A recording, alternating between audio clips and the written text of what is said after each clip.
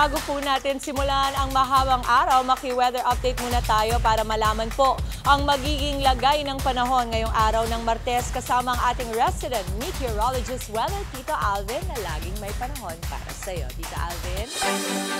Good morning, Mami Dims, at good morning mga kapatid. Ulat panahon na po tayo ngayong araw ng Martes.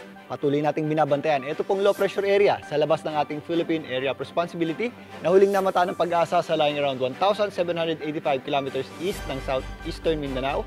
Sa ngayon, yan po ay malayo pa at wala pang direktang epekto sa ating bansa. Pero ayon sa pag-asa, nasa medium po o katamtaman ang tsansa niyan maging isang ganap na bagyo in the next 24 hours.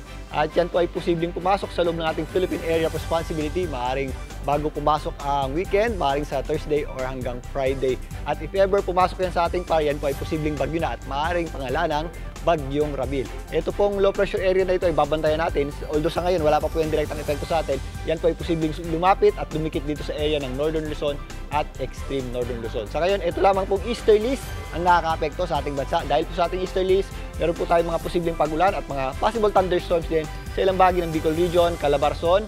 Kasama po dyan ang Metro Manila, maging dito sa Bulacan, Nueva Vizcaya, Nueva Ecija, kasama po dyan ang Quirino, Isabela, maging ang ilang bahagi ng Aurora. Kasama na rin po dyan, ito pong areas ng Pampanga at Tarlac, maging dito sa areas ng Mindoro, kasama po dyan ang Marinduque. Mas maliwalas naman ang panahon natin sa natitirang bahagi ng ating bansa, maliban lang sa mga isolated o localized na pagulan o thunderstorms na kadalasang nangyayari tuwing hapon at gabi.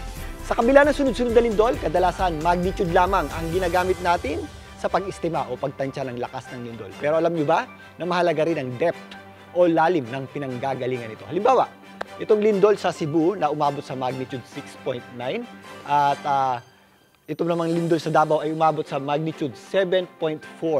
Parehas malakas na lindol yan pero mas naging mapaminsala ang lindol sa Cebu. Bukod sa kalupaan ito nangyari, may lalim ito na nasa around 5 kilometers lamang. Mas malapit ito sa atin ha. Mas ramdam at mas ramdam ang yanig ng mas mababaw na lindol kumpara sa mas malalim tulad ng nasa Davao. Bukod sa offshore or sa dagat ito nangyari, umabot yung depth nito sa halos 23 kilometers. Kaya't mahalaga rin isama ang depth kasama ng magnitude sa pagtaya ng lakas ng lindol. Sana may natutunan kayo sa dagdag kaalaman, handa sa anumang sakuna. Muli, ito po ang inyong weather Tito Alvin na laging may panahon para sa iyo. Mga kapatid, Tito Alvin Pura po na laging may panahon para sa iyo, umaraw man o umulan, dapat laging handa. Kaya't para maging updated sa pinaka-latest weather updates, mag-follow at mag-subscribe na sa social media pages ng News 5.